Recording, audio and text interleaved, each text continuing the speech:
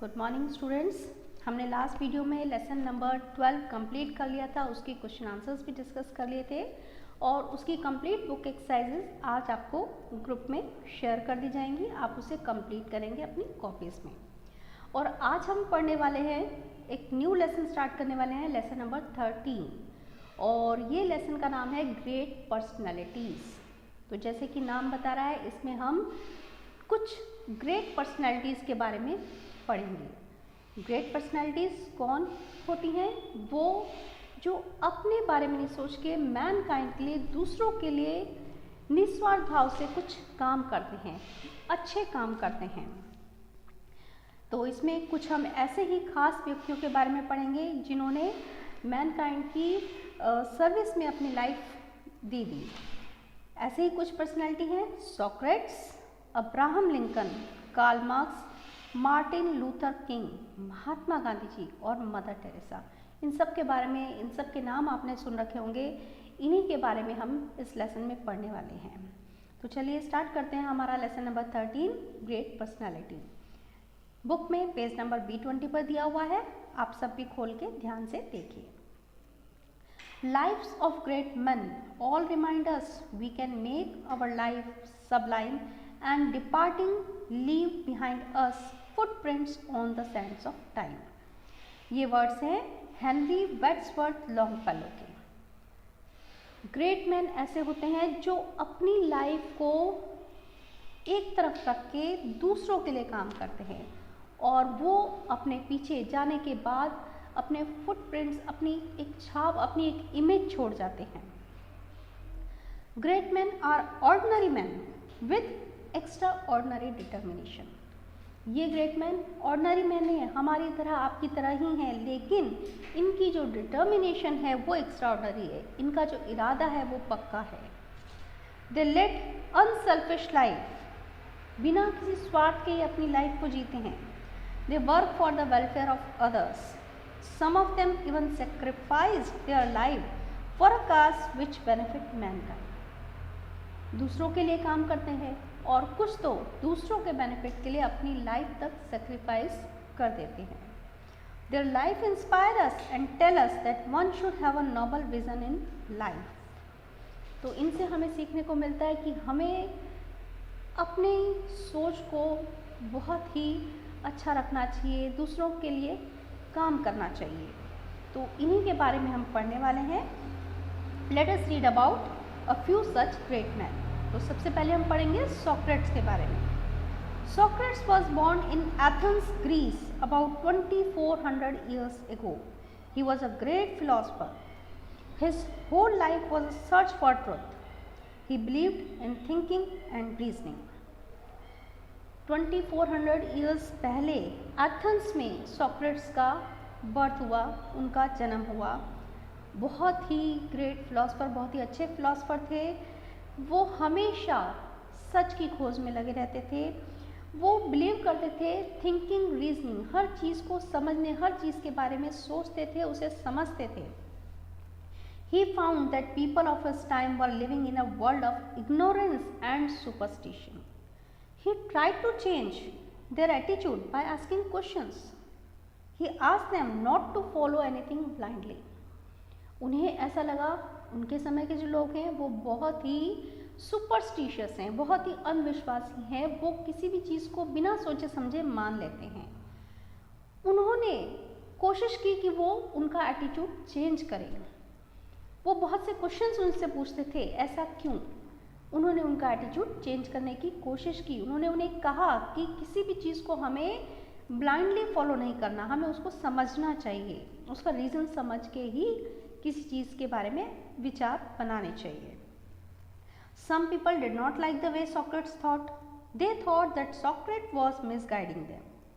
He was accused of spreading discontent among the young people of Athens and trying to destroy their faith in gods and traditional belief।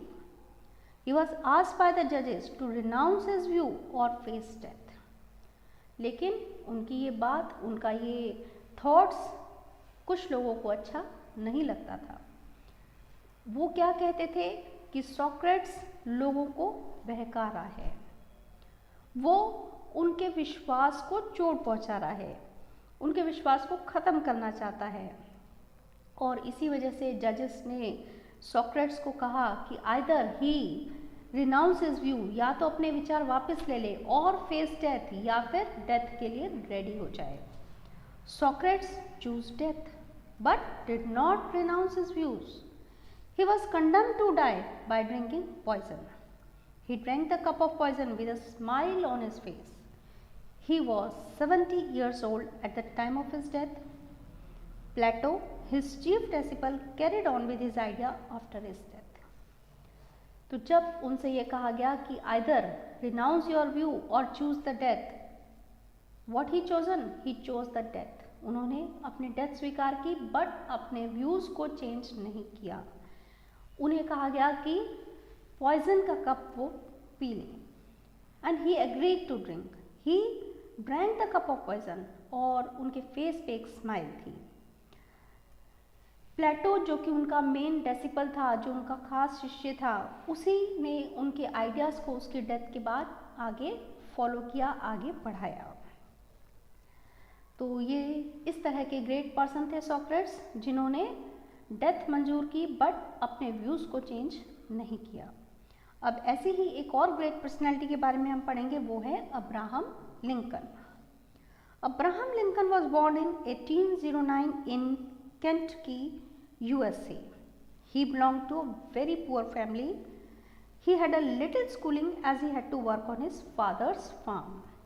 1809 में इनका birth हुआ USA में। बहुत ही poor family के थे और इनकी स्कूलिंग भी बहुत कम हुई क्योंकि इन्हें अपने फादर के साथ फार्म्स पर काम करना पड़ता था।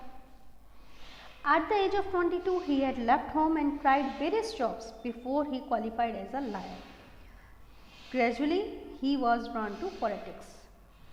22 की एज में उन्होंने अपना घर छोड़ दिया और कई सारी जॉब्स उन्होंने ट्राई की, कई सारी जॉब्स की और बाद में वो एज अ लॉयर क्वालिफाइड हुए और धीरे धीरे वो पॉलिटिक्स में आ गए। At that time, USA was passing through a bad phase. The whole country was divided on the question of slavery. The southern states had large plantations where African Negro slaves worked. The slaves were treated like animals. They could be bought or sold in the market. अब जब वो politics में आए उस समय country की क्या situation थी? एक बहुत ही बुरे दौर से निकल रही थी कंट्री। उस समय जो अमेरिका की सदर्न स्टेट थी, साउदर्न स्टेट्स थी, वहाँ पर बड़ी बड़ी प्लांटेशन थी जहाँ पे अफ्रीकन नीग्रो स्लेव्स की तरह, गुलाम की तरह काम करते थे और उनकी हालत इतनी ख़राब थी, उनको बहुत ही बुरी तरीके से ट्रीट किया जाता था, एनिमल्स की तरह उन्हें खरीदा बेचा जाता था। The people of northern states were opposed to the practice of slavery. During this time, Abraham Lincoln was elected 16th President of USA in 1861. He wanted to solve the problem of slavery. Northern states के लोग इस चीज़ के खिलाफ थे। उसी समय 1861 में 16 president ये अपॉइंट हुए अब्राहम लिंकन। उन्होंने इस प्रॉब्लम को सॉल्व करना चाहा। The southern states did not want slavery to end. They even wanted to break away from the country. Abraham Lincoln wanted to keep the country united. Finally, a civil war broke out between northern and southern states. Abraham Lincoln won the war and kept the country united. अब ये problem को solve करना चाहते थे, लेकिन जो southern states थे वो इस स्लेवरी को ख़त्म नहीं करना चाहते थे और ऐसे में क्या हुआ, वो चाहते थे कि हम इससे अलग हो जाएं और अलग कंट्री बन जाए, लेकिन अब्राहम लिंकन चाहते थे कि कंट्री एक रहे और फाइनली एक सिविल वॉर शुरू हो गई नॉर्दर्न और साउदर्न स्टेट्स में। अब्राहम लिंकन जीते और उन्होंने कंट्री को एक रखा। He kept the country united. Lincoln was elected president for the second time. He wanted people to forget the past and live in peace. He made sincere efforts to heal the wounds caused by war. In 1865, he was shot dead by a supporter of southern states.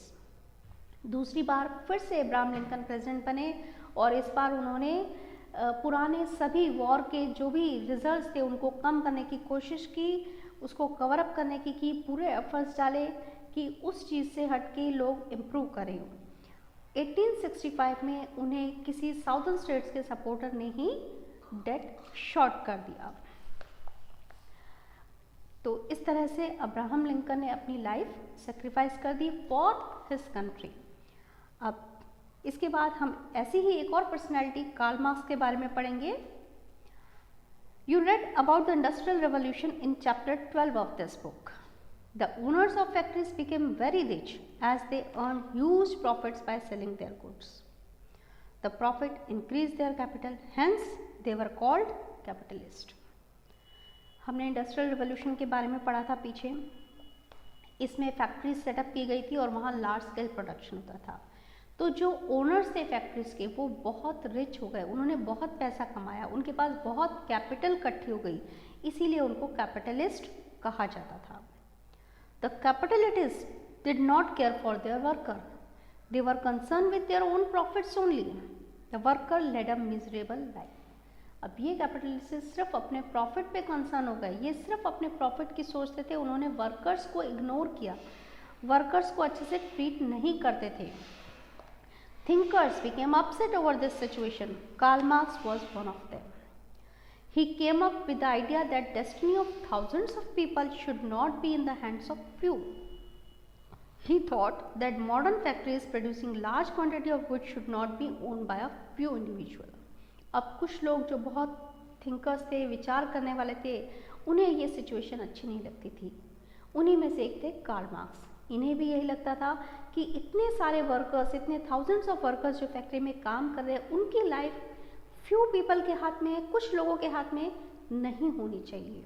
ये जो factories हैं, modern factories हैं, ये कुछ ही लोगों के हाथ में इनकी ओनरशिप नहीं होनी चाहिए। He wrote the famous book Communist Manifesto along with his friend Friedrich Engels. In this book, he gave the slogan "Workers of the world unite." He wanted the workers to fight the capitalist. और इसीलिए उन्होंने अपनी एक पहली book लिखी communist manifesto अपनी friend के साथ मिलके। इस बुक में उन्होंने कहा कि इन सभी वर्कर्स को यूनाइट होना चाहिए, इकट्ठा होकर के काम करना चाहिए। The other book which Karl Marx wrote was Das Kapital. Karl Marx died in England in 1803। इन्होंने एक और बुक लिखी दास कैपिटल, और उसके बाद 1883 में इनकी डेथ हो गई। A new system of government based on the ideas of Karl Marx was formed in Soviet Union. V.I. Lenin put into practice the ideas of Karl Marx. तो इन्हीं आइडियाज़ के ऊपर इस बुक में उन्होंने जो आइडियाज़ थे उसी के बेस पे सोवियत यूनियन में एक नया सिस्टम आया गवर्नमेंट का, और V.I. लेनिन ने उन्हीं आइडियाज़ को प्रैक्टिस में लाए, उनको अपनाया। तो इसके साथ ही हमने अभी 3 पर्सनालिटीज़ के कुछ और पर्सनालिटी के बारे में हम इस लेसन में पढ़ने वाले हैं, वो हम पढ़ेंगे अपनी नेक्स्ट वीडियो में। Till then good bye.